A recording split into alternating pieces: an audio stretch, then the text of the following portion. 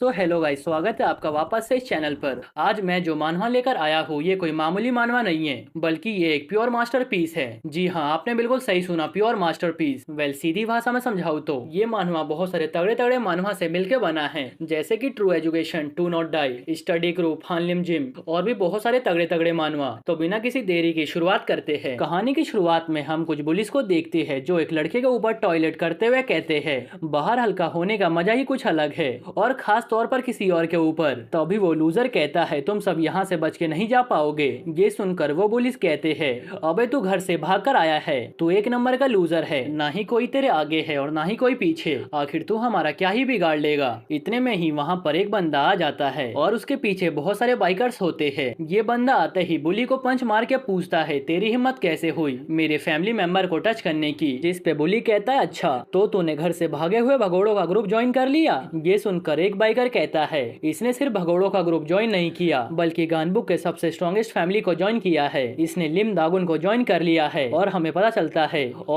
चलता है इस ग्रुप का लीडर वही बंदा है जिसका नाम है लिम दागुन। वो अभी 17 साल का है। दागुन सभी गुंडों को खत्म कर देता है और वहाँ से उस लूजर को उठा कर ले जाने लगता है। तब वो कहता है, मुझे माफ कर दो, ये बंदे पहले मुझे बुली करते थे, मगर पता नहीं अचानक से मेरे सामने कैसे आ गए। जिस पे दागुन कहता है, जब तक तुम ठीक हो मुझे कोई भी दिक्कत नहीं है, जाओ जाकर अपने आप को साफ कर लो। तभी वही बाइकर जिसका नाम हिसू है वो कहता है, तुम सब ने अच्छा काम किया है, अब यहाँ से जाओ। वैसे दागुन, आज तो बारबेक्यू पार्टी होना चाहिए। तब दागुन कहता है, तुम यहाँ से जाओ, मुझे कुछ काम है। मुझे वापस से वही दिन याद आ गए। ये सुनकर हिसू वहाँ से जाते हुए कहता है, ठीक है, मगर तुम लेट मत होना, भले ही तुम लीडर हो। इधर दागुन आगे बढ़ते हुए कहता है, ये बिल्डिंग उस दिन की तरह लग रही है, उस दिन की तरह ही तेज बारिश हो रही है। मुझे उस दिन घर और स्कूल दोनों से बाहर कर दिया गया था क्योंकि मैंने एक बुली को कार के सामने फेंक दिया था। मैंने उस दिन सोचा आज मैं नहीं सहूंगा और उन पुलिस का भरता बना दूंगा। उसी दिन मैं सबसे पहले अपने सेवियर से मिला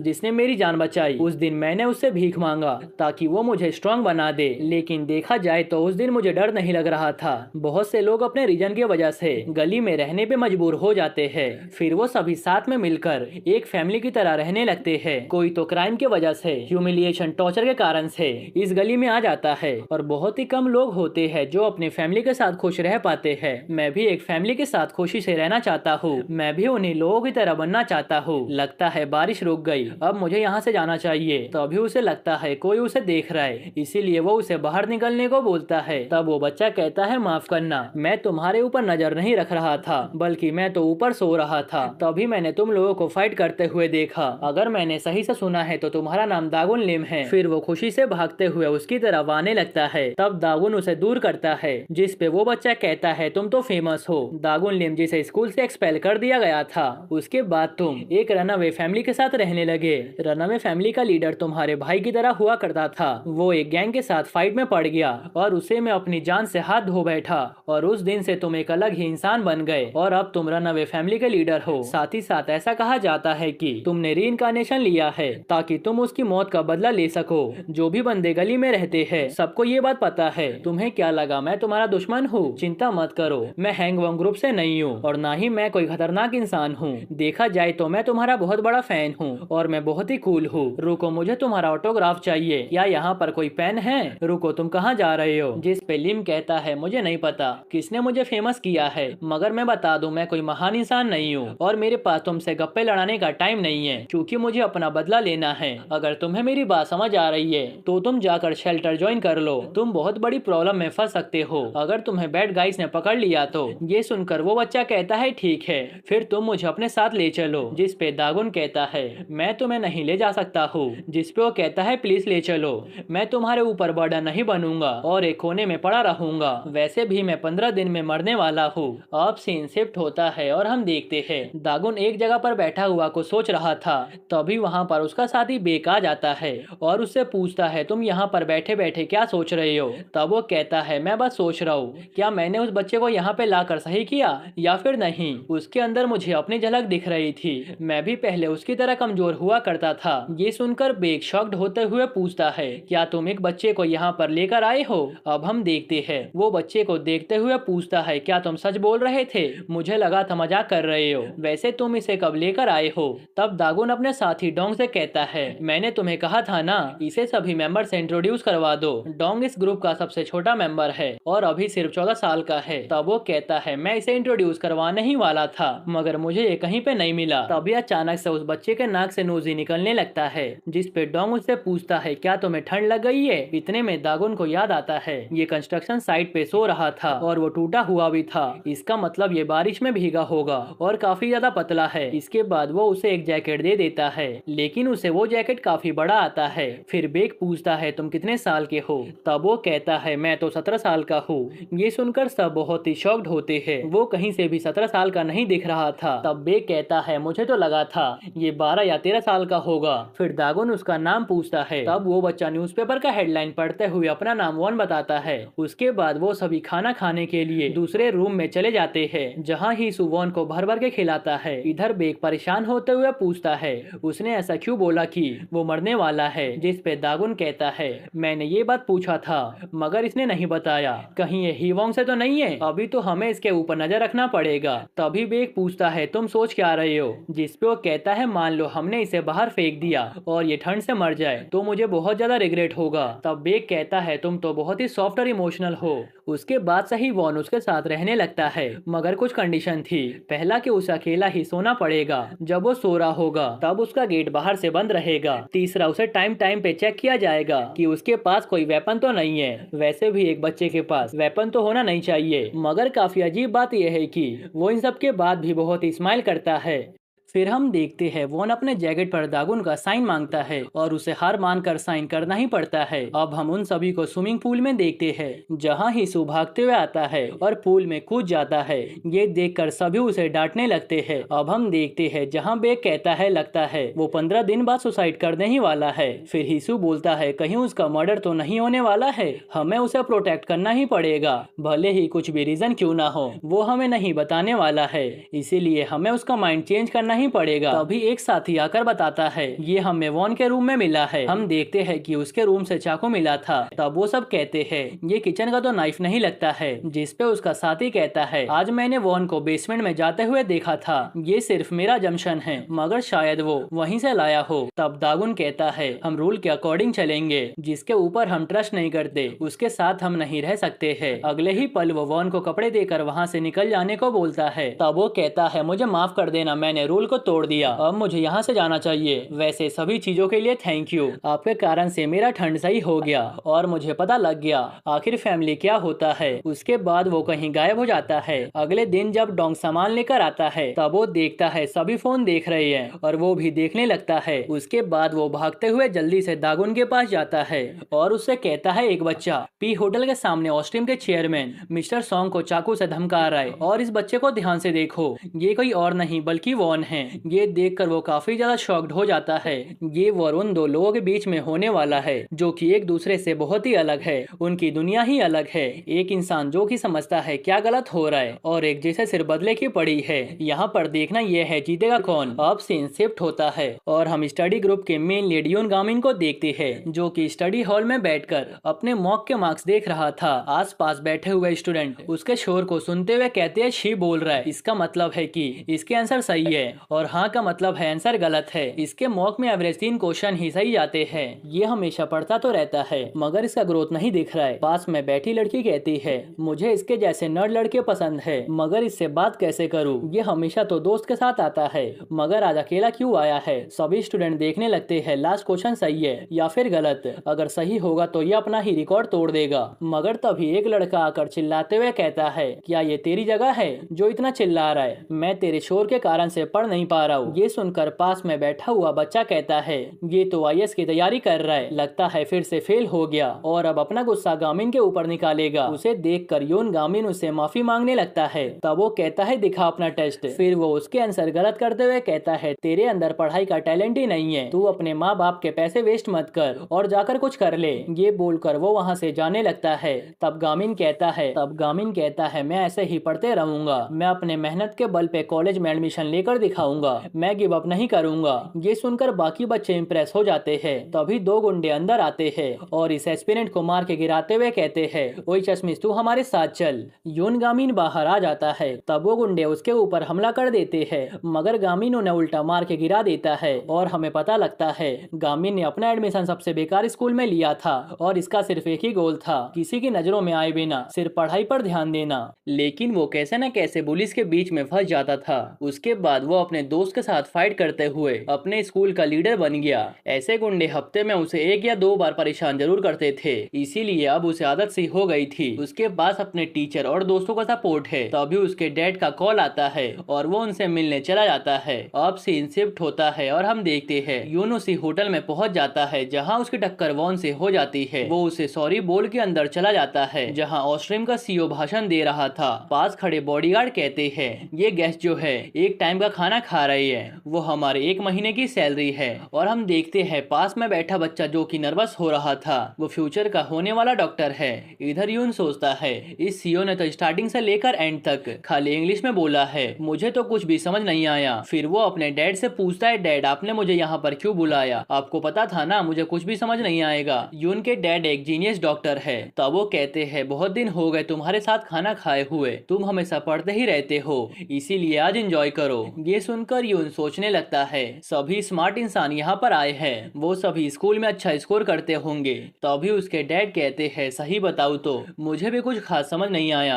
ये जो ऑस्ट्रीम का सीईओ सियोक है वो पैसों के लिए पागल है, यहाँ तो मैं सिर्फ अपने प्रोफेसर के कहने पर आया हूँ। तभी यून डरते हुए कहता है, पीछे तो देखो। उसके पीछे ही सियोक खड़ा था जो पूछता है, खाना कैसा लगा। तब डैड उसे थैंक्स कहते हैं इनवाइट करने के लिए। तब सियोक कहता है, तुम्हारा बेटा किस स्कूल में पढ़ता है। ये सुनकर यून को पहली बार एम्बेरसमेंट फील होती है अपने स्कूल का नाम बोलने पर। फिर वो कहता है, यूसोंग टेक्निकल हाई स्कूल में। ये सुनकर सब बहुत ही शॉक्ड होते हैं, ये सबसे घटिया स्कूल है। फिर सियोक कहता है, तुम्हें तो बहुत मेहनत करना पड़ेगा। ये सुनकर डैड सियोक के हाथ से अपने बेटे से दूर करते हुए कहते हैं, तुम्हें इसकी चिंता करने की जरूरत नहीं है, ये बहुत ही मेहनत कर रहा है। तब सियोक वहाँ से जाते हुए कहता है, मेहनत करने का कोई भी फायदा नहीं होता जब कोई प्रोग्रेस ही ना हो। ये कितनी शर्मनाक बात है कि तुमने अपने बेटे को सही से नहीं पाला। ये सुनकर यून अपने डैड से माफी मांगता है। तब वो कहते हैं, मुझे इसी कारण से कोरिया पसंद नहीं है, तुम्हें सॉरी बोलने की जरूरत नहीं है, तुम जो करना चाहते हो वो तुम कर सकते हो, हम तुम्हें सपोर्ट करेंगे।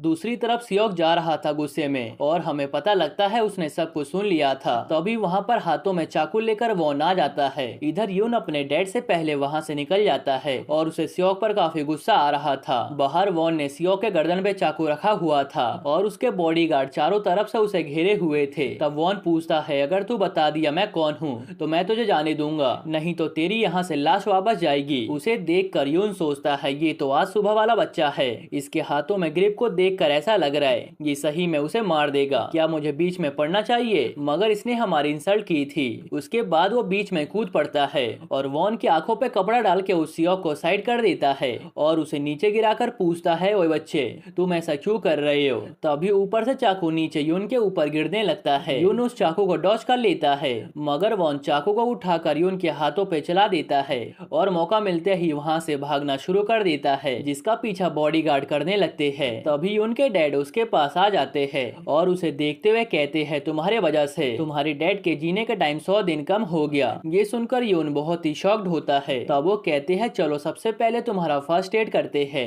और देखते ही देखते वहाँ पर पुलिस भी आ जाती है और ये सभी चीजें एक यूट्यूबर लाइव रिकॉर्ड कर रहा था। वो बंदा यहाँ पर घूमने आया था मगर उसे अच्छे खासे व्यूज मिल गए। यही वीडियो दूसरी तरफ दागुन भी देख रहा था। तब डोंग कहता है, मैं वॉन के साथ रहा हूँ, मैं वादे के साथ कह सकता हूँ कि उसकी कोई मजबूरी होगी, नहीं तो वो ऐसा बिल्कुल भी नहीं करता। ये सुन के दागुन वहाँ से जाते हुए कहता है, क्या तुम भूल गए उसने रूल को तोड़ा है। फिर वो गुस्से में वहाँ से चला जाता है। दूसरी तरफ यून का फर्स्ट एड हो रहा था जहाँ नर्स कहती है, काफी गहरा कट लगा हुआ है, वैसे आपका बेटा आप ही पे गया है, आप भी हेलीकॉप्टर से कूद गए थे एक पेशेंट को बचाने के लिए, आपने अपने बच्चे को काफी अच्छा बिहेवियर दिया है। ये सुन के डैड मनी मन सोचते हैं, यून को तो खुश होना चाहिए, वो इतना दुखी क्यों हो रहा है। इतने में ही वहाँ पर सियोक का बड़ा बेटा हुआंग आ जाता है और डैड को और यून को थैंक्स बोलने लगता है उसके डैड की जान बचाने के लिए। उसके बाद वो पूछता है, मैं आपके लिए क्या कर सकता हूँ, क्या मैं आपको फ्री में अपने कंपनी का प्रोडक्ट दूं या फिर आपके बेटे का बैग उठाओ स्कूल जाते हुए। ये सुन के डैड कहते हैं ऐसा करने की जरूरत नहीं है। जिस पे यून पूछता है उस लड़के का क्या हुआ? तब होंग कहता है वो अभी पकड़ा नहीं गया है। जिस पे यून पूछता है क्या आपको पता है उसने ऐसा क्यों किया? ये सुनकर होंग ऐसा फेस बनाता है जैसे वो कुछ जानता है, फिर कहता है मुझे नहीं पता उसका क्या मकसद था। उसके बाद वो वहाँ से चला जाता है और बाहर अपने बॉडीगार्ड पे गुस्सा करते हुए कहता है मुझे फर्क नहीं पड़ता तुम सब क्या करो, मगर उस लड़के को मेरे पास लेकर आओ। फिर वो मनी मन सोचता है उसे तो अंधेरे में रहना चाहिए था, फिर वो बाहर क्यों आया? उसके बाद वो वहाँ से चला जाता है और बाहर अपने बॉडीगार्ड पे गुस्सा करते हुए कहता है मुझे फर्क नहीं पड़ता तुम सब क्या करो, मगर उस लड़के को मेरे पास लेकर आओ। फिर वो मनी मन सोचता है उसे तो अंधेरे में रहना चाहिए था, फिर वो बाहर क्यों आया? मैं उसे खत्म करके ही मानूंगा। इधर यून जाने लगता है तब डैड पूछते हैं तुम उदास क्यों हो? जिसपे वो कहता है मेरा पेट खराब है। तभी वो देखता है नर्स उसके डैड का ऑटोग्राफ मांग रही है। तभी उसे याद आता है उस बच्चे के जैकेट पर भी किसी का ऑटोग्राफ था। चारों तरफ सियो के ऊपर किए जाने वाले जानलेवा हमले के बारे में न्यूज चल रहा था और उस न्यूज को ट्रू एजुकेशन का मेन लीड बाजी भी देखते हुए स्माइल करता है और यून को देखते हुए सोचता है ये कहीं वही तो नहीं है जिसके बारे में मैं सोच रहा हूँ। कुछ दिनों बाद यून को ब्रेव सिटीजन का अवार्ड मिलता है सियोक की जान बचाने के लिए। उसके दोस्त उसकी तारीफ करते हुए कहते हैं हर बार तुम अकेले अकेले ही मेन कैरेक्टर बन जाते हो, हमें भी तो मौका मिलना चाहिए। तब उसका दोस्त किम कहता है उस बच्चे ने हाथ में चाकू क्यों पकड़ा था, क्या उसे बदला चाहिए था या फिर कुछ और? तब यून कहता है पता नहीं मगर वो रो रहा था। तभी पीछे से दागुन पूछता है क्या इसी कारण से तुमने उसे जाने दिया? इसका मतलब तुमने जानबूझकर उसे छोड़ा था, ना कि कोई तुमसे गलती हुआ था। ये सुनकर यून का दोस्त उससे पूछता है तुम कौन हो, ऐसा तो नहीं लगता कि तुम हमारे स्कूल में हो। तब दागुन कहता है यून सही हुआ तुम यहाँ पर हो, मुझे तुम्हारे से कुछ बात करना है। तभी जुन कहता है आखिर तू कौन है, तू हमारे ही स्कूल में घुस रहा है और हमें ही चैलेंज कर रहा है, अगर तू फाइट करना चाहता है तो एक राउंड कर लेते हैं। जिस पे दागुन कहता है मेरा नाम लिम दागुन है और मैं सियोल से हूँ। ये सुनकर यून को याद आता है यही नाम उस बच्चे के जैकेट पे लिखा हुआ था। फिर वो कहता है जुन ये हमसे फाइट नहीं करने आया है, इसीलिए मुझे इसे बात करने दो, चलो रूफटॉप पे चलते हैं। उसके जाने के बाद उसके दोस्त सोचने लगते हैं आखिर ये है कौन, क्या ये उस बच्चे को जानता है? दिखने से तो काफी स्ट्रॉन्ग लगता है। दूसरी तरफ यून सोचता है क्या सही में ये लिम दागुन है? इधर सियोक अपने गर्दन पर आए हुए खरोच का ट्रीटमेंट करवा रहा था। तभी उसका मैनेजर आकर बोलता है वो बच्चा अभी तक नहीं पकड़ा गया है, वो कैमरे में कैप्चर ही नहीं हो रहा है, वो उसके पीछे छुपा हुआ है। तब सियोक की बड़ी बेटी उससे पूछती है क्या तुम्हारे से एक बच्चा भी पकड़ा नहीं जा रहा है? तब उसके डैड चिल्लाते हुए कहते हैं क्या तुम फिर से पार्टी करने जा रही हो? आखिर तुम कब तक ऐसा करती रहोगी?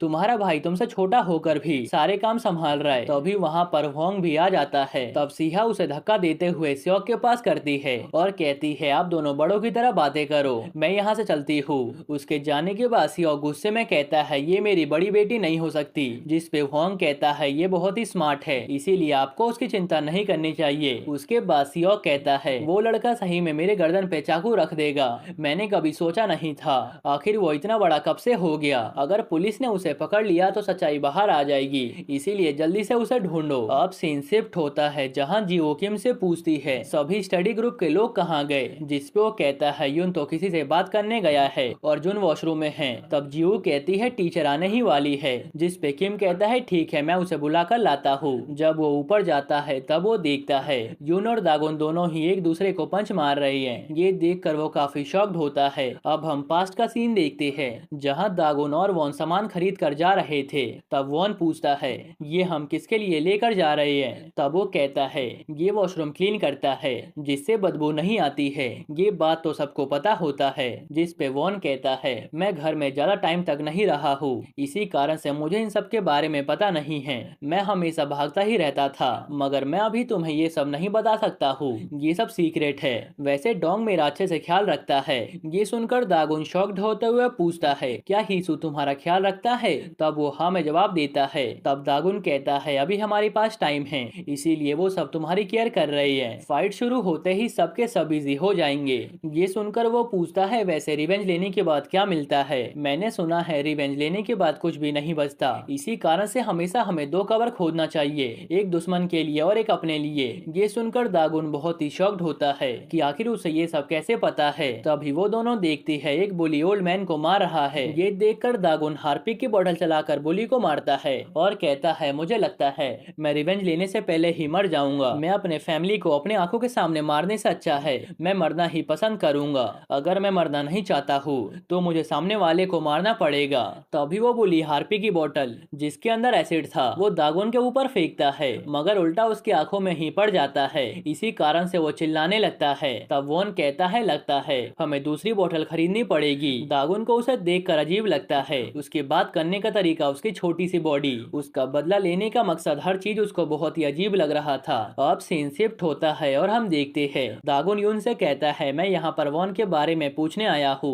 जिस पे यून कहता है अच्छा उसी बच्चे के बारे में जो कि मर्डर करने आया था। सही बताऊं तो मुझे नहीं पता था, उस दिन वो भाग गया और सभी लोग उसे ढूंढ रहे थे। जिस पे दागुन पूछता है वो किस तरह भागा। ये सुनकर यून उससे पूछता है आखिर तुम क्यों जानना चाहते हो। अभी पुलिस उसे ढूंढ रही है, तुम्हारा उस क्रिमिनल के साथ क्या रिलेशन है? कहीं ऐसा तो नहीं है कि तुम उस क्रिमिनल की हेल्प करने के बारे में सोच रहे हो। ये सुनकर दागुन कहता है तुमने भी तो इसकी हेल्प की थी। ये सुनकर यून मनी मन सोचता है ये तो सही कह रहा है, मैंने उसे जानबूझकर जाने दिया था। फिर वो कहता है वो गलती से मेरे हाथ से छूट गया था। तब दागुन कहता है उस दिन मैंने तुम्हारा रिफ्लेक्स देखा था, वो शानदार था और इसमें तुम्हारा मूवमेंट बहुत ही अजीब है, कोई भी देख कर समझ जाएगा तुमने उस दिन जानबूझकर उसे जाने दिया था। ये सुनकर यून कहता है मैंने कहा ना ये सब सच नहीं है, अगर तुम्हारे पास और कुछ पूछने के लिए नहीं है तो मैं यहाँ से चलता हूँ। ये सुनकर दागुन पूछता है तुम इतना चिंता क्यों कर रहे हो, तुम्हें तो पहले ही ब्रेव सिटीजन का अवार्ड मिल चुका है। अगर मैं कहूँ तुमने एक क्रिमिनल को जाने दिया कि तुम्हारे डैड का नाम खराब हो जाएगा। मैंने देखा आर्टिकल में लिखा हुआ था तुम्हारे फादर एक मेडिकल जीनियस है, फादर जान बचाता है और उसका बेटा किसी की जान लेना चाहता है। ये सुनकर यून कहता है ये तुम क्या बकवास कर रहे हो, तुम्हारा दोस्त उस दिन एक सीओ को हर्ट करने ही वाला था। ये सुनकर दागुन कहता है वॉन अपना वापस से रिवेंज लेना चाहता है, क्या हो अगर तुम्हारे कारण से उसका सपना वापस से टूट गया हो। उसका रिवेंज लेने का लाइफ टाइम गोल था, उसे उसके अलावा कुछ और नहीं दिखाई देता था। वो बच्चा अभी भटक रहा होगा, अगर तुम्हारे पास हल्का सा भी क्लू है तो मुझे बता दो। ये सुनकर वॉन कहता है मजाक करना बंद करो, क्या तुम कहना चाहते हो रिवेंज लेने के लिए किसी की जान लेना सही है? वेल मेरा कोई प्लान नहीं है एक क्रिमिनल का साथ देने का, ऐसा लगता है तुम उस क्रिमिनल का साथ दे रहे हो। ये सुनकर दागुन गुस्से में कहता है तुम्हें कैसे पता होगा, तुम्हारे पेरेंट्स अच्छे हैं, तुम एक नॉर्मल बच्चे के जैसे बड़े हुए हो, मुझे लगा था तुमने वॉन की हेल्प किया था इसीलिए मेरी भी हेल्प कर दोगे। तब वो कहता है मैंने उसे जानबूझकर जाने नहीं दिया था। जिस पे दागुन कहता है जाओ और ये बात अपने फादर को बता कर आओ। ये सुनकर यून गुस्से में कहता है मेरे डैड को बीच में मत लाओ, मैं अभी प्यार से बात कर रहा हूँ, इसीलिए चले जाओ यहाँ से, वैसे भी मुझे स्टडी करना है। ये सुनकर वो गुस्से में कहता है तुझे कुछ भी नहीं पता।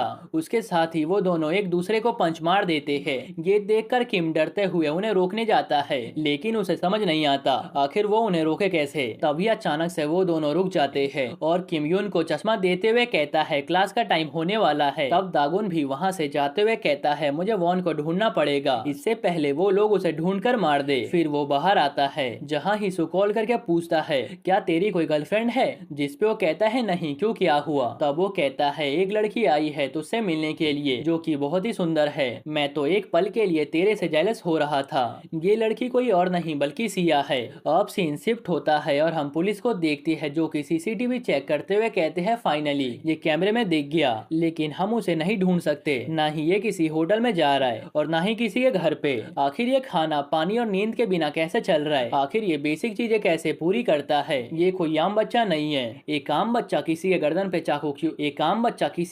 चाकू क्यों ही रखेगा। लगता है ये यहाँ के सड़कों को अच्छे से जानता है, अगर ये किसी गली में सो रहा है तो इसे अकेले डर लगना चाहिए, मगर इसके मूवमेंट से ऐसा कुछ भी नहीं लग रहा है। या फिर ये हो सकता है ये किसी बिल्ली की तरह इस गली को सालों से जानता हो, आखिर ये किस टाइप का लाइफ जी रहा है। दूसरी तरफ होंग मैनेजर से पूछता है क्या पुलिस को कुछ भी पता चला। तब वो कहता है नहीं लगता, उन्हें ढूंढने में दिक्कत आ रही है। जिसपे वो कहता है आखिर पुलिस होती भी तो यूजलेस है, वैसे हम भी उसे 3 दिन में नहीं ढूंढ पाए, लगता है वो अच्छे से छुप कर रह रहा है। तब मैनेजर उससे पूछता है क्या मैं आपसे कुछ पूछ सकता हूँ, आपका उसके साथ क्या रिलेशन है। ये सुनकर वो कुछ भी नहीं बोलता। अब सीन शिफ्ट होता है और हम देखते हैं दागुन सिया से पूछता है तुम कौन हो, क्या तुम्हें वॉन के बारे में कुछ पता है। तब वो कहती है अच्छा तो इस बार उसने वॉन नाम चूज किया है, वैसे मुझे उसके बारे में कुछ पता है, मगर तुम इतने ज्यादा क्यूरियस क्यों दिख रही हो। फिर वो कहती है देखो मैं सीओ की बेटी सिया हूँ। ये सुनकर सुनकर डोंग कहता है क्या उसे सीओ की बेटी जिसके ऊपर वॉन ने हमला किया था? ये जानकर दागुन बहुत ही शॉक्ड होता है। फिर सिया कहती है जिस लड़के को तुम ढूंढ रहे हो वो मेरा छोटा भाई है, सही कहूँ तो वो मेरा स्टेप ब्रदर है। दूसरी तरफ ये बात वॉन्ग भी अपने मैनेजर को बताते हुए कहता है ये उनके दूसरे प्यार का बेटा है। वैसे तो फादर उसे उसी टाइम नहीं पहचान पाए थे, लेकिन बाद में उसे पहचान लिया। वो 10 साल पहले हमारे पास आया था, उसकी मॉम उसे लेकर आई थी। उसके बाद उसकी मॉम की डेथ हो गई। वॉन को अपनी मॉम के डेथ का बदला चाहिए होगा। ये सुनकर सब हैरानी से पूछते हैं अच्छा तो वॉन को अपनी मॉम के डेथ का बदला चाहिए, तो तुम उसकी बेटी हो, फिर तुम यहाँ पर क्या कर रही हो और हमारे से नफरत करना चाहिए। तो अभी दागुन गुस्से में उससे पूछता है आखिर तू क्या चाहती है और तू यहाँ पर कैसे आई? ये सुनकर वो स्माइल करते हुए कहती है मुझे लगा था तुम सब दिमाग वाले ठग हो, मगर तुम तो काफी कम लगते हो। मुझे खुशी हुई तुम सवॉन के साथ हो, क्या तुम सवॉन को पिक करने चलोगे? ये सुनकर वो पूछता है क्या तुम्हें पता है वो कहाँ है? जिसपे सिया स्माइल करते हुए कहती है हाँ ऑफ कोर्स, मैं उस दिन से उसके ऊपर नजर रखी हुई हो जिस दिन उसकी मॉम उसे हमारे पास लेकर आई थी, लेकिन डैड ने उसे अंदर नहीं लिया और हम सबको बोला वो एक पागल औरत है। दूसरी तरफ हम देखते हैं कुछ लोग आपस में बात कर रहे थे कैसे एक लड़की दागुन से मिलने आई थी, तभी उनके ऊपर कोई अटैक कर देता है। इधर होंग कहता है अगर लोगों को पता लग गया वो फादर का बेटा है तो उसे भी शेयर मिल जाएगा और मैं ऐसा कभी नहीं होने दूंगा। मैं अपना फ्यूचर बर्बाद होते हुए नहीं देख सकता हूँ, मैं उसका नामो निशान मिटा दूंगा। सिया को पता है वो लड़का कहाँ पर है, मुझे हाल ही में पता लगा है वो बहुत टाइम से उसके ऊपर नजर रखे हुए है। उसे पता है मैं उसे ढूंढ रहा हूँ, इसी कारण से वो जल्दी से उस लड़के को सामने लाने का प्लान बना रही होगी क्योंकि वो फादर से नफरत करती है। लेकिन मैं उसे बता के रहूंगा उसे किसकी साइड लेनी चाहिए। फिर वो गंदी तरह हंसते हुए कहता है मैं सिया को कैप्चर करने वाला हूँ। दूसरी तरफ दागुन के साथी उसके पास भागते हुए आते हैं और उससे कहते हैं कुछ गुंडे यहाँ पर आए हैं जो कि सिया को ढूंढ रहे हैं। ये सुनकर सिया डरते हुए कहती है ये सब होंग ने किया है, क्या यहाँ पर कोई बैक डोर है, मुझे भागना पड़ेगा।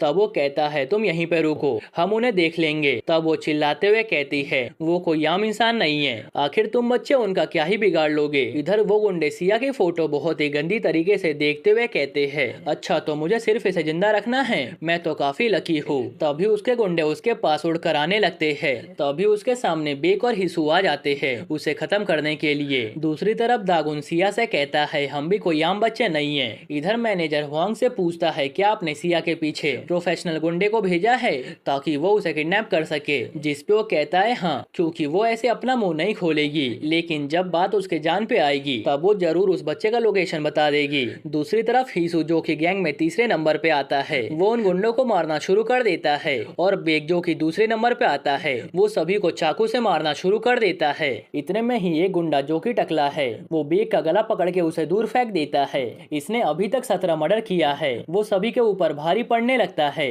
दूसरी तरफ चेयरमैन सियोक की पास की बातें याद करते हुए सोचता है उस दिन मैंने उसे बोला था मुझे ये बच्चा नहीं चाहिए, मगर फिर भी उसने बच्चे को पालने का सोचा। अगर मैंने उस दिन उसे खत्म कर दिया होता तो आज ये सब नहीं होता। इधर डोंग टकले के ऊपर सिर मारता है मगर इसका कोई भी फायदा नहीं होता। तो अभी वहाँ पर दागुन आ जाता है। ये देख के डोंग कहता है मैं इतना ही कर सकता था, जिसपे वो कहता है तुमने बहुत अच्छा किया। टकले की नजर जैसे ही सिया पे पड़ती है वो वैसे ही उसे पकड़ने के लिए बढ़ता है, मगर दागुन उसे एक ही पंच में खत्म करते हुए कहता है मुझे माफ करना, मेरे पास ज्यादा टाइम नहीं है। यहाँ पर हमें पता लगता है दागुन गैंग में नंबर 1 पे आता है। इसकी स्पेशलिटी है सरवाइव करना, ये कैसे भी मौसम में कैसे भी जगह पर सरवाइव कर सकता है।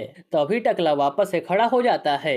ये देखकर सिया हैरानी से पूछती है इसने इतने बड़े आदमी को एक पंच से कैसे रोक लिया, क्या इसने मार्शल आर्ट सीखा है? तब हिसू कहता है नहीं, इसने सिर्फ एक ही चीज सीखा है और वो है सरवाइव करना। उसके बाद दागुन उसे लात पर लात मारना शुरू कर देता है। दूसरी तरफ हम देखते हैं वॉन के पास एक बंदा पहुंच गया था और अभी हमें पता नहीं लगता आखिर वो बंदा कौन है। इधर दागुन उस टकले को मारे जा रहा था, सभी हैरान थे आखिर दागुन एक मॉन्स्टर के ऊपर भारी कैसे पड़ रहा है। इतने में ही टकला उसे पंच मार के दूर कर देता है। उसके बाद वो उसे मारते जाता है और जैसे ही पैरों से कुचलने वाला था सिया कहती है क्या तुम सब उसकी हेल्प नहीं करने वाले हो? तब वो कहते हैं नहीं, तुम देखते जाओ हमारे लीडर की पावर। कुछ देर मार खाने के बाद दागुन पूछता है तुम ये सब क्यों कर रहे हो? तब टकला बोलता है पैसों के लिए। ये सुनकर दागुन उसे मारना शुरू कर देता है और मार मार के उसका बुरा हाल कर देता है। तब हिसू कहता है हमारे लीडर सिर्फ स्ट्रेंथ पे नहीं चलते बल्कि उनके लिए डिग्निटी इंपॉर्टेंट है। और इसी के साथ दागुन जीत जाता है और सिया उस टकले को देखने लगती है। इधर हुआंग कहता है सिया उस बच्चे पे 10 सालों से नजर रख रही है, वो अकेले तो ऐसा नहीं कर सकती है, इसीलिए मैंने उसके मैनेजर पे ट्रैकर लगा दिया था। मुझे पता था उसका साथ कोई ना कोई तो दे रहा है। इधर सिया का मैनेजर ही वॉन से मिलने गया था, लेकिन उसका पीछा करते हुए हुआंग भी पहुंच गया था और सिया को भी रियलाइज हो जाता है कि उसके ऊपर नजर रखा जा रहा है। इसका मतलब उसका मैनेजर और वॉन भी सेफ नहीं है। वो जल्दी से दागुन को उस तरफ चलने को बोलती है और दोनों बाइक पे बैठकर वहां से निकल जाते हैं। अब हम पास्ट का सीन देखते हैं जहां सिया को 10 साल का होने पे ही पता चल गया था पैसों से सब कुछ खरीदा जा सकता है। जब उसका 10वां बर्थडे था तब मैनेजर उसे अलग अलग शॉप में लेकर जाता था और पूछता था तुम्हें क्या चाहिए, लेकिन वो सब कुछ के लिए मना कर देती है। लेकिन उसे एक लड़की के हाथ में रखा टेडी बियर पसंद आ जाता है। ये देखकर मैनेजर खुश हो जाता है कि सिया को कुछ तो पसंद आ गया, लेकिन बाद में उसे पता लगता है ये प्रोडक्ट अब बनना ही बंद हो गया, इसी कारण से ये मार्केट में अवेलेबल ही नहीं है। ये सुनकर वो दुखी हो जाती है और जब ये बात उसके डैड मतलब सियो को पता लगता है तब वो कहते हैं वो मैनेजर पागल हो गया है, ऐसा कुछ भी नहीं है जो कि खरीदा नहीं जा सकता है। ये सुनकर सिया कहती है अब वो प्रोडक्ट नहीं बनता, इसका मतलब उसे खरीदा नहीं जा सकता है। जिस पे सियो कहता है सिया देखो तुम्हारे पास एक स्पेशल पावर है। ये सुनकर वो अपना हाथ देखते हुए पूछती है क्या मैं फायर मैजिक का यूज कर सकती हूँ? तब वो कहते हैं नहीं, तुम्हारे पास पैसों का पावर है, अगर तुम्हारे पास पैसे है तो तुम कुछ भी खरीद सकती हो और कुछ भी पहन सकती हो, यहाँ तक कि तुम दूसरों का फ्यूचर भी डिसाइड कर सकती हो। तुम लकी हो कि तुम मेरी बेटी बनकर पैदा हुई हो। तुम्हारे अकाउंट में जितने पैसे हैं उतना एक इंसान लाइफ टाइम में नहीं कमा सकता है, इसीलिए अब से मत कहना कि ये चीज तुम्हें नहीं मिल सकता है। ये सभी बातें आम आदमी करते हैं। ये बोलकर वो चले जाते हैं और सिया सोचती है पैसों से सब कुछ खरीदा जा सकता है और डैड ने बोला है ये पैसों की दुनिया है। और एक हफ्ते बाद सही में मुझे वही डॉल मिल गया। ये डॉल उन्होंने एक इंसान से 100 गुना ज्यादा प्राइस देकर खरीदा था, लेकिन सिया उसे पकड़ के खुश नहीं थी। तब उसका मैनेजर कहता है क्या आपको ये पसंद नहीं आया? फिर वो कहती है आज सुबह घर के बाहर एक लेडी आई थी, उन्होंने कहा उनका बच्चा मेरा भाई है। ये सुनकर मैनेजर कहता है क्या उनका कोई दूसरा बेटा है? तब वो कहती है मैं चाहती हूँ आप उस बच्चे की रक्षा करें। डैड ने बोला है मेरे पास बहुत पैसे है और ऐसा कुछ भी नहीं है जो कि मैं नहीं कर सकती हूँ। वो बच्चा बिना पैसे और किसी की हेल्प बिना मर सकता है। ये सुनकर मैनेजर कहता है मिस क्या आप सीरियस हो? तब वो हाँ में जवाब देती है और उस दिन के बाद से ही मैनेजर वॉन के ऊपर नजर रखने लगते हैं। प्रेजेंट में मैनेजर अपने सामने वॉन को देख के डर जाते हैं। इधर बाइक से सिया और दागुन भी उसी तरफ आ रहे थे जहाँ दागुन पूछता है तुम्हारा मैनेजर पिछले 10 सालों से उसके ऊपर नजर रखे हुए है? तब वो कहती है हाँ मैंने अपनी पहचान नहीं बताई ताकि डैड को मेरे ऊपर शक ना हो। मैंने एक टीम बनाया और ऐसे वॉन को सामान दिया कि उसे लगे वो लकी था, इसीलिए उसे वो सामान मिल गया। आज मैंने मैनेजर अंकल को बोला था वॉन को ढूंढने के लिए शायद होंग पीछे आ जाए और लगता है वो उसके पास पहुंच गया है। वो मेरा कॉल हमेशा उठाते हैं लेकिन आज नहीं उठा रहे। फिर वो अपने साथियों को भी इस बारे में बताता है और वहां से निकल जाता है। दूसरी तरफ होंग कहता है आप तो फादर के लॉयल सर्वेंट हो, फिर भी आपने उन्हें धोखा दिया है। आखिर सिया आपको कितना पैसा देती है? मुझे इस बच्चे को मारना है क्योंकि इसने डैड को मारने का ट्राई किया है। ये सुनकर मैनेजर कहते हैं ये तुम इनहेरिटेंस के कारण से कर रहे हो ना? तब होंग कहता है मैं आपको एक चांस देता हूँ, आप इस बच्चे को पकड़ के मेरे पास ले आओ। जितना सिया आपको पैसा देती है मैं उसका 100 गुना दे दूंगा। मैं आपको एक अच्छा सा घर दे सकता हूँ किसी और कंट्री में। तभी होंग का बॉडीगार्ड चाकू लेकर रेडी हो जाता है मगर होंग उसे रोकता है। फिर वो मैनेजर को 5 तक गिनते हुए मौका देता है, लेकिन मैनेजर अपना मन बना चुके थे।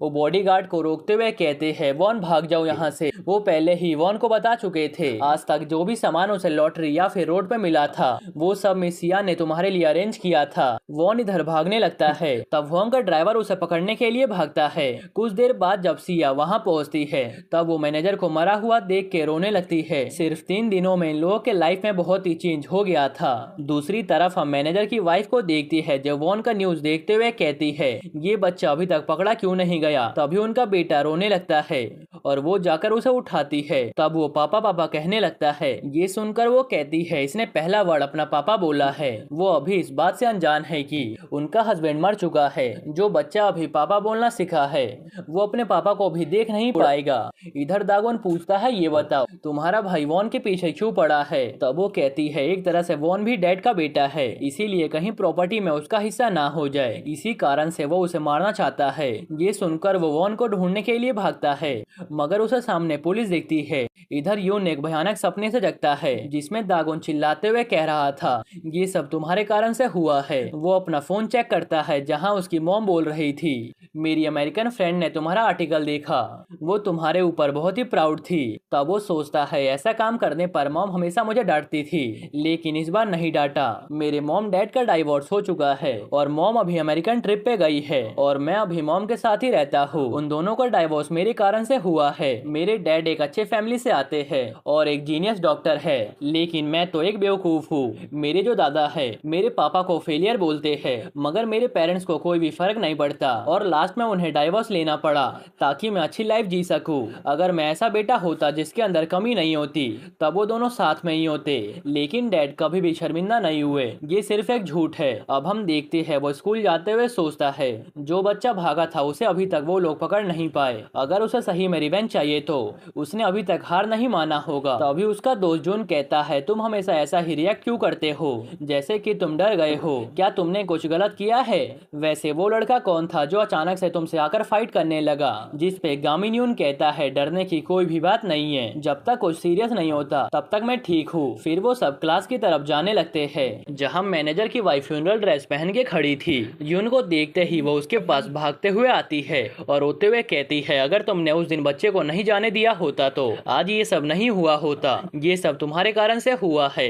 ये सुनकर यून बहुत ही शॉक्ड होता है और अपने आप को कोसते हुए सोचता है ये सब मेरे कारण से ही हुआ है, आखिर मैंने उस दिन उसे क्यों जाने दिया था। फिर वो लेडी कहती है तुम्हें रिस्पॉन्सिबिलिटी लेनी पड़ेगी, ये सब तुम्हारे कारण से ही हुआ है। तभी जीवू कहती है इसमें यून की क्या गलती है, हमें अफसोस है कि आपके पति की डेथ हो गई मगर इसमें यून बीच में कैसे आ गया। आप तो बड़ी हो, आप ऐसे कैसे एक बच्चे पे प्रेशर डाल सकती हो। ये सुनकर वो रोते हुए कहती है तो मैं क्या करूँ, मैंने कभी भी ऐसा नहीं सोचा था ऐसा कुछ हो जाएगा, ऐसा तो सिर्फ मूवीज में होता है ना। ये बोलकर वो रोना शुरू कर देती है। उनकी ये हालत देखकर सभी को बुरा लगने लगता है। इधर हम हिसू को देखते हैं जो टीवी को ही उखाड़ रहा था क्योंकि उसमें बता रहे थे मैनेजर के डेथ के पीछे भी उसी बच्चे का हाथ है। फिर वो गुस्से में कहता है ये सब तो वॉन्ग की गलती है ना। तब उसके साथी कहते हैं लेकिन अभी ये कंफर्म नहीं है। तभी सिया आते हुए कहती है ये कंफर्म हो चुका है, उसने ही हमारा पीछा किया था। तब वो सब पूछते हैं तुम्हें कैसे पता चला,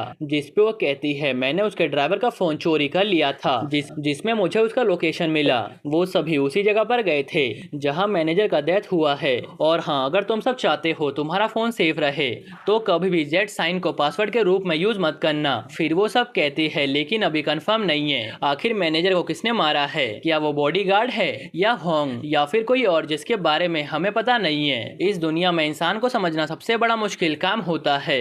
उसके बाद डोंग कहता है अगर उन सबको कंफर्म है कि वॉन ने ही वो खून किया है फिर वो सभी अपनी जान लगा देंगे उस बच्चे को ढूंढने में। जिस पे बेक कहता है क्या पता उन लोगों ने उसे मार के किसी नाली में फेंक दिया हो। ये सुनकर सभी उसके ऊपर गुस्सा करने लगते हैं। ये सुनकर सिया कहती है वॉन अभी जिंदा है क्योंकि आज सुबह बाप और बेटे के फेस पे 12 बजे हुए थे। मैंने उन्हें अपनी पूरी लाइफ देखा है, मुझे पता है अगर वॉन मर गया होता तो वो खुशी के माहौल में होते मगर नहीं थे। इसका मतलब वॉन उनके हाथ में नहीं आया।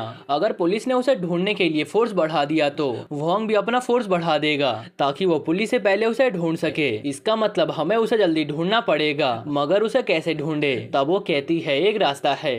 वो अपने बर्थडे पर अपने मॉम के कब्र में जाता है, उसका बर्थडे 2 दिन बाद आने वाला है, तुम सब उसे यहाँ ले आओगे ना।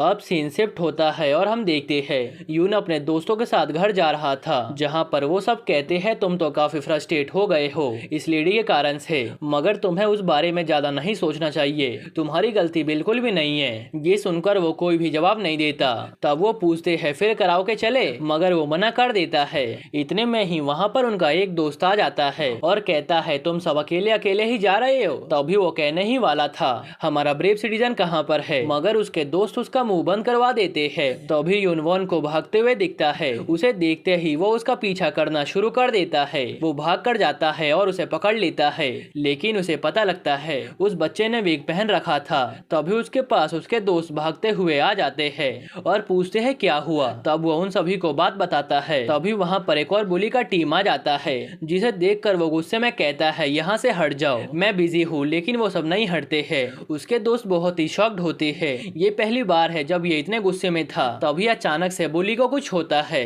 और वो कहता है मैं तो अभी उसका फेस पकड़ रहा था, मुझे अचानक से दर्द क्यों हो रहा है, ये फर्श पे खून फैला हुआ क्यों है, इनका फेस ऐसा क्यों बना है, और ये चश्मिश के चश्मे में मेरा इमेज है, क्या मेरी ये हालत इसने किया है। यून उस बुली को मारते जाता है जहाँ पर हमें पता लगता है इंटेलिजेंट होने के लिए माइंड और बॉडी दोनों को ही स्ट्रॉन्ग करना पड़ता है। इसीलिए उसने अपने अंकल से जूडो और बाकी मार्शल आर्ट सीखे थे। वो पढ़ाई में अच्छा नहीं है, लेकिन मार्शल आर्ट्स के फील्ड में आगे बढ़ सकता है। प्रेजेंट में वो बुली को लात मार देता है। ये उसके अंकल का सिखाया हुआ फॉरबिडन किक है। इधर हमें पता लगता है बुली बहुत ही ज्यादा खतरनाक है और वो अकेले ही हजारों स्टूडेंट को मार के गिरा देता है। प्रेजेंट में वो यून को मारने के लिए आगे बढ़ता है, लेकिन यून उसे थप्पड़ मार मार के नॉकआउट कर देता है। तब चॉय कहता है जल्दी से एम्बुलेंस को बुला लो, नहीं तो ये मारा जाएगा। उसके बाद वो सभी कराओके जाते हैं, जहाँ जून और चॉय ऐसा गाना गा रहे थे कैसे बहुत टाइम बाद मिल रहे हैं। किम यून से पूछता है क्या तुम्हें गाना गाना है, तुम्हारे फेस से लगता है तुम उस बच्चे को पकड़ना चाहते हो। सही कहा ना, वैसे इसमें तुम्हारी गलती नहीं थी, तुम उसे कैसे पकड़ोगे। तब वो कहता है पता नहीं। फिर किम कहता है पुलिस उसे पकड़ लेगी, जिसपे वो कहता है क्या हो अगर वो ना पकड़े। तब किम कहता है लेकिन बुरे बंदों को पकड़ने का काम उनका है, जिसपे यून कहता है उस दिन मेरे हाथ पे कट उस लड़के ने नहीं दिया था, बल्कि जब मैंने डैड को देखा तब मैं नर्वस हो गया, इसी कारण से कट लग गया। अगर वो लड़का चाहता तो उस दिन मुझे खत्म कर सकता था। उसके हाथ में चाकू था, मगर उसने मुझे नहीं मारा। आखिर उसने मुझे क्यों नहीं मारा, कहीं ऐसा तो नहीं है उस बच्चे ने आज तक किसी को नहीं मारा है। अगर वो मुझे मिल जाए तो मैं उसे चेंज कर सकता हूँ, मैं उसे बदला लेने से रोक दूंगा। अगर उस लड़के ने किसी को नहीं मारा है तो मैं उसे दागुन जैसे इंसान के साथ नहीं रहने दे सकता हूँ, नहीं तो वो सही में किसी को मार बैठेगा। इसीलिए मुझे उसे पहले ढूंढना पड़ेगा। ये बोलकर वो बाहर चला जाता है। तभी वही यूट्यूबर अंदर आते हुए कहता है चश्मिश कहाँ गया, मुझे उसे मिलना है। ये सुनकर जोन उसे मारने ही वाला था। तब वो कहता है चश्मिश उस खूनी को ढूंढना चाहता है और मेरे पास एक तरीका है जिससे हम उसे ढूंढ सकते हैं। दूसरी तरफ यून के सामने बहुत सारे गुंडे आ जाते हैं। ये कोई और नहीं बल्कि उसी गुंडे के दोस्त थे जिसे कुछ देर पहले यून ने ठिकाने लगाया था। उन्हें जैसे ही पता लगा उसके सभी साथी को स्कूल के बच्चे ने मार दिया, तब वो रिवेंज लेने के लिए भागते हुए यहाँ पर आ गए। मगर वो यून को देखकर कहता है ये चश्मिश लूजर तो नहीं हो सकता। उसके बाद वो आगे बढ़ जाता है। इधर यून मनी मन सोचता है क्या यहाँ पर कोई पार्टी कर रहा है जो इतने लोग आए हैं। अब सीन शिफ्ट होता है और हम उसी यूट्यूबर को देखते हैं, जिससे जून पूछता है किसी को नहीं पता वो बच्चा कहाँ पर है, फिर तुझे कैसे पता लगा। जिसपे वो कहता है मैंने एक वीडियो डाला था जिसके अकॉर्डिंग जो भी उसका पता लगाएगा मैं उसे पैसे दूंगा। एक बंदे ने उसका लोकेशन बताया है। ये सुनकर जून गुस्से में पूछता है अच्छा तो तू वही है जो बच्चों को विग पहनाकर इधर उधर भेज रहा है। जिसपे वो कहता है मैं तो ये वीडियो का हाइप बढ़ाने के लिए कर रहा हूँ। तभी वहाँ पर वही गुंडे आ जाते हैं जो चॉय को चश्मा लगाए हुए देखकर सोचते हैं ये वही बंदा है। फिर सामने वो उस यूट्यूबर को गंदी हालत में पड़े हुए दिखता है। वो चॉय से हाथ मिलाने के लिए आगे बढ़ता है, लेकिन चॉय उसे उठाकर पटक देता है। तभी उसे अपना फोन दिखाई देता है जो कि नीचे पड़ा हुआ है और उसमें एक लड़के के साथ वॉलपेपर लगा हुआ है। ये देखकर चॉय गुस्से में कहता है तेरी हिम्मत कैसे हुई मेरे फोन को गिराने की। ये बोलकर वो उसके साथी को मारने लगता है। देखते ही देखते जुन भी बीच में कूद पड़ता है और उन्हें लात मारना शुरू कर देता है। तभी गुंडे किम को वीक समझकर उसे मारने जाते हैं। तभी वो विंटर ग्रीटिंग सॉन्ग चला देता है। जैसे ही गुंडे का ध्यान भटकता है तभी किम उसके एडम एप्पल पर पंच मार देता है। उसके बाद एक और पंच मार के उसे नॉकआउट कर देता है। किम की स्पेशलिटी है कि वो हमेशा उसी जगह पर हमला करता है जहां सबसे ज्यादा इफेक्ट पड़ता है। इतने में ही चॉय आकर उस गुंडे को उठा लेता है और तेजी से नीचे पटकते हुए कहता है ऐसा अजीब टैटू मत बनवाओ, इससे तू और ज्यादा वीक दिखता है। तभी वहाँ पर यून आ जाता है और वहाँ का नजारा देखकर बहुत ही शॉक्ड होता है। अब हम देखते हैं जहाँ पर वो यूट्यूबर उन्हें बताता है 2 दिन बाद वो अपने मॉम के कब्र पे जाने वाला है। अगर तुम सब मुझे उसे पकड़ते हुए वीडियो बनाने दोगे तो मैं तुम सबको सारी डिटेल्स बताने को रेडी हूँ। ये सुनकर जून को गुस्सा आ जाता है कि उसे अभी भी व्यूज की पड़ी हुई है। तब किम कहता है एक बार लोकेशन पता चलने दो, उसके बाद हम उसे बताएंगे। अभी यून उस बच्चे को किसी भी तरह ढूंढना चाहता है। तभी यून उसके डील के लिए मान जाता है। इधर यूट्यूबर मनीमन सोचता है ये ब्रेव सिटीजन उस बच्चे को जैसे ही पकड़ेगा मैं इस वीडियो को अपलोड कर दूंगा। इसके बाद तो व्यूज की बारिश होना शुरू हो जाएगा। उसके बाद मैं अमीर बन जाऊंगा। अब हम वो दिन देखते हैं जिस दिन वॉन का बर्थडे है और इसी दिन वो अपनी मॉम के कब्र पे जाने वाला है। यून की टीम वहाँ पर बहुत पहले पहुँच जाती है और अभी वो जगह ओपन होने में 10 मिनट बचा हुआ था। उन सभी को शक होने लगता है क्या वो अभी आएगा या फिर नहीं। यून दूर खड़े हुए दागोन और उसके टीम को आते हुए देखता है और कहता है वो यहाँ पर जरूर आएगा। अब सीन शिफ्ट होता है बाजी की तरफ, जो कि हान लिम लिम को कॉल करके बोलता है मैं तुम्हारा कार लेकर जा रहा हूँ। तब वो कहता है इसे चोरी कहते हैं, जिस पे बाजी कहते हैं मैं तुम्हें सिर्फ बताना भूल गया। बाजी अभी हान लिम जिम के ऑनर से बात कर रहे हैं। हम देखते हैं मैप के लोकेशन का जगह वही जगह था जहाँ पर वॉन की मॉम का कब्र है, यानी कि बाजी भी वहीं जा रही है। दूसरी तरफ यून और दागोन आमने सामने खड़े थे। ये देख कर सिया पूछती है ये लड़का कौन है। तब हीसू गुस्से में कहता है ये वही है जिसने वॉन को बदला लेने से रोका था। इधर चॉय पूछता है क्या तुम इन सबको जानते हो। तब जुन कहता है ये तो वही लड़का है जो अचानक से यून से फाइट करने लगा था। तभी दागुन कहता है हेलो यून, तुमसे फिर से मुलाकात हो गई। मैंने सुना है यहाँ पर अच्छा सूप मिलता है इसीलिए मैं यहाँ पर आया हूँ। तब यून कहता है मैं यहाँ वॉलंटियर करने आया हूँ। फिर दागुन अपने साथी को आकर बोलता है ये झूठ बोल रहा है, शायद ये वॉन को पकड़ने के लिए यहाँ पर आया है। मैं इससे पहले भी फाइट कर चुका हूँ, इसका स्ट्रेंथ कमाल का है, मैंने इसके स्ट्रेंथ जैसा किसी को भी नहीं देखा।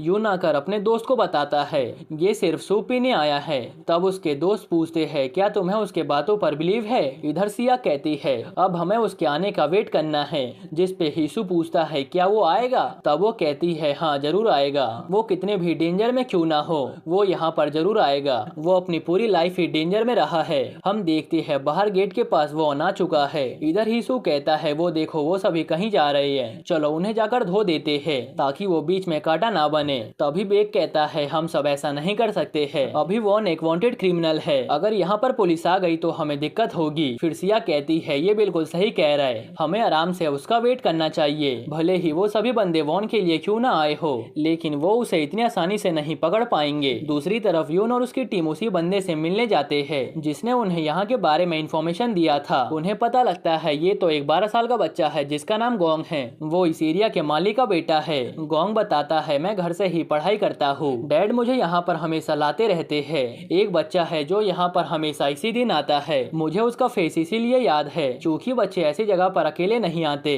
मगर वो आता है। जब मैंने उसके बारे में वीडियो देखा तब मैंने आपको इसके बारे में बता दिया। ये सुनकर यूट्यूबर उसकी तारीफ करने लगता है। तब यून कहता है अगर दागुन यहाँ पर है इसका मतलब इस बच्चे की बात सच है। फिर जून पूछता है बच्चे क्या तुम्हें पता है वो बच्चा किस जगह पर हमेशा जाता है। तब वो पूछता है डायरेक्टर कहाँ है। तब यूट्यूबर बताता है वो आज यहाँ पर नहीं आ पाएगा। ये सुनकर वो बहुत ही उदास हो जाता है और उन्हें इन्फॉर्मेशन बताने से मना कर देता है। अभी जून कहने ही वाला था डायरेक्टर एक बेकार इंसान है। तब उसका साथी उसका मुंह बंद करते हुए कहता है ये बच्चा स्कूल में बुली हुआ करता था और डायरेक्टर इसका आइडल है, इसी कारण से वो उनसे मिलना चाहता है, इसीलिए तुम्हें बीच में बोलने की जरूरत नहीं है। इधर यूट्यूबर मनी मन सोचता है अगर उसके आते ही वो इसे पकड़ लेंगे तो मजा बिल्कुल भी नहीं आएगा। जब चूहे बिल्ली का गेम चलेगा तभी तो व्यूज आएंगे। वैसे चोई कहाँ गया। हम देखते हैं चोई बाहर गेट पर बैठा हुआ सोचता है जब हमें पता है वो बच्चा यहाँ से एंटर करेगा तो हमें अंदर जाने की क्या जरूरत है। वैसे मैं ऐसी जगह पर पहली बार आया हूँ, ये जगह बहुत ही बड़ा है, क्या बहुत से लोग मरते रहते हैं, क्या मैं भी किसी दिन मर जाऊंगा। उसकी ये बातें सुनकर लोग कहने लगते हैं ये दुखी दिख रहा है। इधर सिया अपने बॉडीगार्ड को कमांड दे रही थी लोकेशन पर रहने को, जो अब तक वॉन की हेल्प कर रहा था। फिर वो कहती है यहाँ पे रहने का फायदा नहीं है, वहाँ पर चलो इस जगह पर वो आएगा। यहाँ उनके एशेस रखे जाते हैं जिनकी फैमिली नहीं है या फिर जिनकी फैमिली के पास पैसे नहीं है। अगर ऐसी बात होती तो मैं कब का उसे पैसे दे चुकी होती। वॉन पैदा हुआ है इसका कोई सबूत नहीं है, इसका मतलब उसका बर्थ भी रजिस्टर नहीं है। ऐसे बच्चों को शैडो चिल्ड्रन कहा जाता है। वो ना ही स्कूल जाते हैं और ना ही हॉस्पिटल जा सकते हैं। और सबसे बड़ी दिक्कत यह है कि अगर वो मर गया तो किसी को भी पता नहीं चलेगा। ये सुनकर दागुन बहुत ही शॉक्ड होता है। फिर वो कहती है मेरा भाई और मेरे डैड उसे किसी भी पल मार सकते हैं, लेकिन उसने किसी तरह से 10 साल सरवाइव कर लिया। तभी वो सभी देखती है चॉय वॉन का गला दबा रहा है। ये देखकर दागुन गुस्से में आगे बढ़ते हुए कहता है आज मैं इसे मार डालूंगा। अब हम पास्ट का सीन देखते हैं जहां वॉन सबसे पहले सिक्योरिटी गार्ड से मिलने जाता है, जिसे वो ग्रैंडपा कहता है। तब वो कहते हैं तुम बहुत टाइम बाद आ रहे हो। ये सुनकर वो उनसे पूछता है आप कैसे हो। तब वो कहते हैं मैं ठीक हूँ, मैंने वहाँ पर चाबी रख दिया है, जाओ अपनी मॉम को ग्रीटिंग दे दो। ये सुनकर वो कहता है थैंक यू, आप हमेशा मुझे अंदर जाने देते हो। वैसे ग्रैंडपा क्या आप न्यूज नहीं देखते हो। तब वो कहते हैं क्या फायदा ये जानने का कि दुनिया में क्या चल रहा है, जब तक तुम ठीक हो सब चलेगा। ये सुनकर वो अपनी मॉम के पास जाने लगता है। इतने में ही वही बच्चा उसे देख लेता है और कहता है ये तो वही खूनी है। वो उसका मुंह बंद करने के लिए आगे भागता है, मगर तभी वहाँ पे चॉय आ जाता है और उसे मार के साइड कर देता है। तभी उसे पता लगता है वो इसी को तो ढूंढने यहाँ पर आए हैं। प्रेजेंट में वो उसका गला पकड़े हुए था। ये देखकर दागुन उसे मारने के लिए आगे बढ़ता है। चॉय उसे देखते हुए सोचता है तू तो वही है।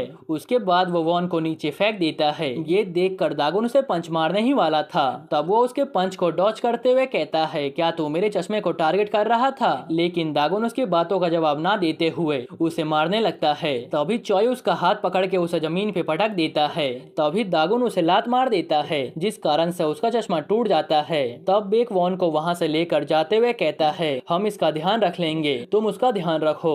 इधर चॉय गुस्से में कहता है क्या तू मेरा खून करने का ट्राई कर रहा है, तेरी हिम्मत कैसे हुई मेरे चश्मे को तोड़ने की। फिर वो मनी मन सोचता है इसे पता था मैं जुजुत्सु का यूज कर रहा हूँ, इसीलिए जानबूझकर ये पकड़ा गया। दूसरी तरफ बेक लेकर उसे भागते हुए पूछता है हम कहाँ जा रहे हैं। तब सिया कहती है मैंने गेट की तरफ अंकल को रखा है, मैंने कार को रेडी रखा हुआ है। जिस पे बेक पूछता है क्या ये सही रहेगा, क्या तुम सही में इसकी हेल्प करोगी बदला लेने में, तुम यहाँ पर क्या कर रही हो, तुम्हें पता है ना ये तुम्हारे डैड का ही खून कर देगा। तब वो कहती है मैं अपने फादर को कुछ ज्यादा खास पसंद नहीं करती हूँ, उन्होंने बहुत सारा क्राइम किया है, मुझे नहीं पता उनके मरने के बाद मुझे कैसा फील होगा, क्या मैं दुखी होंगी। एक मिनट। अब सीन शिफ्ट होता है और हम हीसू को देखते हैं जिसके पास डोंग आकर बताता है वो हमें मिल चुका है। तभी उनकी ये बात उनका टीममेट भी सुन लेता है। तब वो दोनों आमने सामने आ जाते हैं जहाँ जून पूछता है क्या तुम उसी बच्चे को ढूंढने आए हो। तब हीसू कहता है क्या तुम अपने काम से मतलब रखोगे, ये बात जाकर तुम अपने दोस्त को बोलो जिसे नाई के पास जाने की जरूरत है, उसने सबसे पहले हमारे बॉस के स्टडीज को डिस्टर्ब किया है। उसके बाद वो दोनों बहस करने लगते हैं। तब किम पूछता है क्या किसी का मर्डर करना सही है, क्या तुम सबको गलत नहीं लगता, क्या तुम्हें अपने दोस्त को नहीं रोकना चाहिए। ये सुनकर डोंग उसे मार देता है और कहता है हम फैमिली है, हम एक दूसरे के साथ हमेशा देंगे। दूसरी तरफ बेक वॉन को एक जगह पर रखकर बोलता है उसका ध्यान रखो जब तक मैं उन सबको देख के आता हूँ। उसके सामने यून खड़ा हुआ था। वो गुस्से में यूट्यूबर को साइड होने को बोलता है। इधर डोंग उसे मारते हुए कहता है अगर तुम्हें कुछ पता नहीं है तो तुम्हें बीच में टांग नहीं अड़ानी चाहिए। तभी हिसू उसे बचने के लिए बढ़ता है। इतने में ही जून उसके ऊपर किक चलाकर उसे दूर गिरा देता है। तभी हिसू उसे लात मारते हुए कहता है काफी अच्छा लात मार लेता है, तू एक आम आदमी नहीं है। तब जून कहता है आखिरकार मैं स्कूल का लीडर जो हूँ, वैसे तू मेरे ही एज का लगता है, क्या तू स्कूल जाता भी है लूजर। तब वो कहता है मैं घर से भाग गया था, इसी कारण से स्कूल नहीं जाता। जिस पे जून कहता अच्छा तो तू इतने प्राउड से क्यों बोल रहा है, तूने कोई महान काम नहीं किया। ये सुनकर हिसू कहता है तुम ऐसे बात करके मुझे निराश मत करो। ये बोलकर वो उसके ऊपर अटैक कर देता है। ये देखकर जून हैरानी से सोचता है ये इतना ऊंचा कैसे उछल लेता है, मुझे जल्दी से पीछे हटना पड़ेगा। लेकिन उससे पहले ही हिसू उसे पंच मार देता है, जिस कारण से उसके मुंह से खून निकलने लगता है। तभी किम जून के पास आकर पूछता है क्या तुम ठीक हो, जिस पे वो कहता है कुछ तो अजीब है इस बंदे में, आखिर ये इतना लंबा छलांग कैसे लगा सकता है, क्या ये पॉसिबल भी है। फिर हिसू कहता है तू एक हाई स्कूल का स्टूडेंट है, इसमें प्राउड होने वाली क्या बात है, आखिर है तो एक लूजर ही ना जो कि फाइट करता रहता है, तुझे लगा कि तू मुझे हरा सकता है, क्या तूने कभी बैटल लड़ा है जिसमें हार का मतलब मौत होता है, आखिर तू कब तक यहाँ पर खड़ा रह पाएगा। ये सुनकर जोन स्माइल करने लगता है। दूसरी तरफ हम पास्ट का सीन देखते हैं जहाँ यूट्यूबर काफी बोर हो चुका था, आस पास नजर रख के। फिर वो मनी मन सोचता है इस चश्मे को मनाना पड़ेगा, ये पिछले 1 घंटे घंटे से ऐसे ही खड़ा है बिना कोई रेस्ट लिए। फिर वो पूछता है क्या तुम्हारा ड्रीम पुलिस बनने का है? तब यून कहता है पता नहीं, मैंने अभी तक सोचा नहीं है कि आखिर मुझे फ्यूचर में क्या करना है। तभी वही बच्चा आता है और चिल्लाते हुए कहता है वो मिल गया, वो खूनी यहाँ पर आ चुका है। ये सुनकर बेक कहता है क्या तुम यहाँ सही में वॉन के लिए आए हो? तुम्हारा नाम यून है ना? मैंने आर्टिकल में देखा था। सिया उसे देखते हुए सोचती है क्या ये वही बच्चा है जिसने डैड को उस दिन बचाया था? इधर बेक कहता है क्या तुम्हें पता भी है? लेकिन यून उसकी बातें सुने बिना ही उसके ऊपर अटैक करने लगता है। बेक उसके अटैक को डॉज करते हुए दागुन की बातों को याद करता है और वापस से उसके ऊपर फोकस करने लगता है, मगर तभी यून उसके ऊपर पंच पे पंच मारने लगता है, जिसे खाने के बाद बेक को एहसास होता है इसके पंच काफी हैवी है, मुझे जल्दी से इसके पंच को डॉज करना पड़ेगा। लेकिन तभी यून उसे मार के दूर कर देता है, जिस पे बेक सोचता है ये मुझे डॉज करने नहीं दे रहा है बल्कि पुश करके दूर कर दिया। ये उन सभी गैंगस्टर से अलग है जिनसे मैंने आज तक फाइट किया है। इसके पास प्योर स्ट्रेंथ है, लेकिन एक हाई स्कूल स्टूडेंट के पास ये सब कैसे हो सकता है? तभी यून कहता है अगर तुम्हें लगता है मैं कुछ ज्यादा ही बोल रहा हूँ तो मैं तुम्हें बता दूं, तुम सभी एक क्राइम कर रहे हो। ये सुनकर बेक को गुस्सा आ जाता है और वो भागते हुए आता है और यून के ऊपर अटैक कर देता है, मगर यून उसके पंचेस को ब्लॉक कर देता है। तभी बेक उसे घुटने से मार देता है, जिस कारण से यून का चश्मा दूर गिर जाता है। उसके बाद वो दोनों लात का जवाब लात से देते हैं। यूट्यूबर इस पूरे नजारे को रिकॉर्ड करते हुए कहता है ये क्या हो रहा है, मैंने ऐसा कुछ आज तक नहीं देखा था, ये तो एब्सोल्यूट सिनेमा है। ये इतना फास्ट फाइट कर रहे हैं कि कैमरा भी इन्हें कैप्चर नहीं कर पा रहा है। इधर सिया मनी मन सोचती है ये बंदा वॉन के पीछे क्यों पड़ा हुआ है। दूसरी तरफ बेक उससे कहता है वॉन सिर्फ अपना बदला ले रहा है, अगर तुझे जस्टिस की बात करनी है तो कहीं और जाके कर, तू उसके दर्द को नहीं समझ पाएगा। ये बोलकर वो उसे पंच मार देता है। तब यून उसके पंच को पकड़ते हुए मैनेजर की वाइफ और उसके आंसू को याद करता है और कहता है आज मैं तुम सबको यहाँ से नहीं जाने दूंगा, मैं आज सब कुछ सही करके रहूंगा। सिया ये सब देखते हुए सोचती है अगर मैं यहाँ से भागने का ट्राई भी करूंगी तो यून के दोस्त पकड़ लेंगे, मुझे अंकल को कॉल कर देना चाहिए। वो बच्चा डोंग यूट्यूबर से कहता है अभी ये दोनों फाइट में बिजी है, जब तक तुम जाकर उस बच्चे को पकड़ लो। तब वो कहता है नहीं मैं ऐसा नहीं करने वाला हूँ, मैं एक महान डॉक्यूमेंट्री बना रहा हूँ जिसका पहला रूल है बीच में इंटरफेयर ना करने का। ये सुनकर वो पूछता है ये क्या होता है? तब वो कहता है मान लो कैमरामैन के सामने ही किसी की मौत हो जाए तो कैमरामैन को वो दर्द अपने लाइफ टाइम तक याद रखना पड़ता है। फिर वो मनी मन सोचता है आखिर मुझे बीच में क्यों पड़ना है, मुझे तो सब कुछ ऐसे ही रिकॉर्ड करना है। दूसरी तरफ यून बेक के ऊपर भारी पड़ने लगता है। बेक को यून के अंदर दागुन की परछाई देखने लगती है। उधर ही सुजून से फाइट कर रहा था और इधर चोई लिम से, और इधर चोई दागुन को पैर मार के गिरा देता है, मगर दागुन अगले ही पल अपने पैरों पे वापस खड़ा हो जाता है। तब चोई उसे मारते हुए पूछता है तू अपनी जान लगा के फाइट क्यों नहीं कर रहा है? तू अपने आसपास के मरे हुए लोगों को देख, क्या तुम्हें दुखी नहीं हो रहा है कि तुम एक खूनी का साथ दे रहे हो? तुम आज उस बच्चे को लेकर नहीं जाने वाले हो। मैंने अपने एक मॉन्स्टर दोस्त को बुला लिया है, वो बंदा जस्टिस दिलाने में माहिर है। ये सुनकर दागुन गुस्से में कहता है तुझे मजा आ रहा है ना, यहाँ पर अगर किसी को शर्मिंदा होना चाहिए तो वो तू है। ये सुनकर वो उसे पंच मार देता है, लेकिन चॉय उसके पंच को डॉज करते हुए कहता है अब मेरी बारी है। लेकिन दागुन उसके ऊपर एक के बाद एक अटैक करना शुरू कर देता है। तभी चॉय उसे अपर कट मार देता है। ये देखकर दागुन गुस्से में उसे पंच मार देता है और उसके बाद उसके पैरों पे लात मार के साइड कर देता है। चॉय की आंखों में ब्लड जाने के कारण कुछ भी दिखाई नहीं दे रहा था। तभी दागुन उसे लात मार के साइड कर देता है। ये देखकर वहाँ पे खड़े लोग कहते हैं क्या ये कोई फाइट है? इतने में ही चॉय वापस से खड़ा होते हुए कहता है आजा देखते हैं आखिर तेरे में कितना दम है। ये सुनकर दागुन उसे पंच मारने के लिए बढ़ता है और एक ही पंच में वो उसे फर्स्ट फ्लोर से नीचे गिरा देता है। आसपास के लोग ये देखकर बहुत ही शॉक्ड होते हैं। उधर बॉडीगार्ड भागते हुए सिया के पास जाने लगता है। इतने में ही वहाँ पर हुआंग का बॉडीगार्ड भी आ जाता है और उन दोनों को धो देता है। अंदर कार में बैठा था हुआंग का सबसे खतरनाक बॉडीगार्ड जिसका नाम गन है। वो अपने साथ दागुन के एक साथी मिन को लेकर आया था और उसी ने उसे इस जगह के बारे में बताया था। मिन का पूरा फेस बिगड़ा हुआ था, जिससे हम समझ सकते हैं कि आखिर उसके साथ क्या हुआ होगा। फिर वो उसे मारते हुए कहता है वो बच्चे इसके बाद अपने घर चले जाइयो। आजकल के बच्चे अपने घर पे ही नहीं रहते और वहाँ से भाग जाते हैं। तभी वहाँ पर एंट्री होती है बाजी की, जो कि विंडो को नॉक करते हुए कहते हैं मुझे कुछ पूछना है। तब गन कहता है मैं तुम्हें नहीं जानता, यहाँ से निकल जाओ। ये सुनकर बाजी कहते हैं मैं एजुकेशन सोसाइटी से आया हूँ। अब बाजी यहाँ पर क्या कर रही है और इस मैटर में कैसे इन्वॉल्व हुए ये तो हमें नेक्स्ट पार्ट में ही पता चलेगा। लेकिन अगर अभी तक आपको बाजी के बारे में पता नहीं है तो आपको मेरा पुराना मानवा देखना पड़ेगा, जो कि मैंने लगभग लेटेस्ट तक एक्सप्लेन कर दिया है। उसका लिंक मैं डिस्क्रिप्शन बॉक्स या फिर कमेंट सेक्शन में डाल दूंगा, तो जाकर वहां पर चेक कर लेना। एनीवेज, अगर आपको ये वीडियो थोड़ी सी भी पसंद आई हो तो प्लीज वीडियो को लाइक कर देना और साथ ही साथ में वीडियो को हाइप भी कर देना। ओके, तो मिलते हैं नेक्स्ट एपिसोड में, तब तक के लिए कमेंट कर देना। चलो बाय बाय।